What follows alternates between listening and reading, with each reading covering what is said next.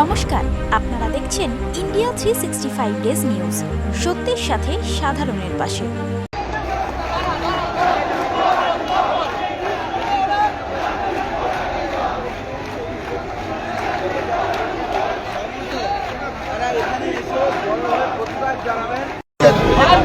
একসঙ্গে মাঠে মাঠে একসঙ্গে এই প্রতিবাদের আওয়াজটা তুলতে, এই মনের জন্য তুলতে ইচ্ছা করে করা হয়েছে। কোনো কারণ নেই, ওদের কানে না নেই।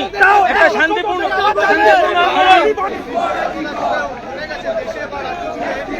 এই মাঠের দিকে, এই যুবর দিকে, মানুষরা বারবার প্রতিবাদ জানিয়েছে।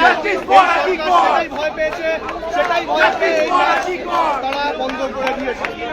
প্রতিবাদ কর্মসূচি নিয়ে দেখুন, আলাদা করে বলার কিছুই নেই। সরকার ভয় পেয়ে এই আজকের ডার্বি বন্ধ করেছে, যাতে এই মানুষ, আমরা যারা ফ্যান বেস রয়েছি ইস্ট বেঙ্গল এবং মোহনবাগানের, তারা যদি একসাথে হয়ে প্রতিবাদ করে আপামর বাঙালির প্রতিবাদ সেটা হয়ে উঠতে পারে। পুরো রাজ্য জুড়ে সেই প্রতিবাদ ছড়িয়ে পড়তে পারে আরো বৃহত্তর রূপে। আর একটা ইস্ট বেঙ্গল এবং মোহনবাগান অন্যতম এই দুটি দল পুরনো দলগুলির মধ্যে ফুটবল ক্লাবের মধ্যে অন্যতম।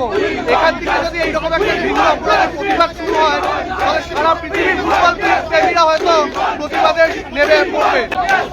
তারা চেয়েছিল যে এই প্রোটেস্টটা যাতে ময়দানে না হয়, কিন্তু তারা ভাবতে পারেনি হয়তো যে আমরা আবার রাস্তায় নেমে আসবো এবং এখানেই প্রোটেস্ট হবে। এত মহিলা সমর্থক, একটা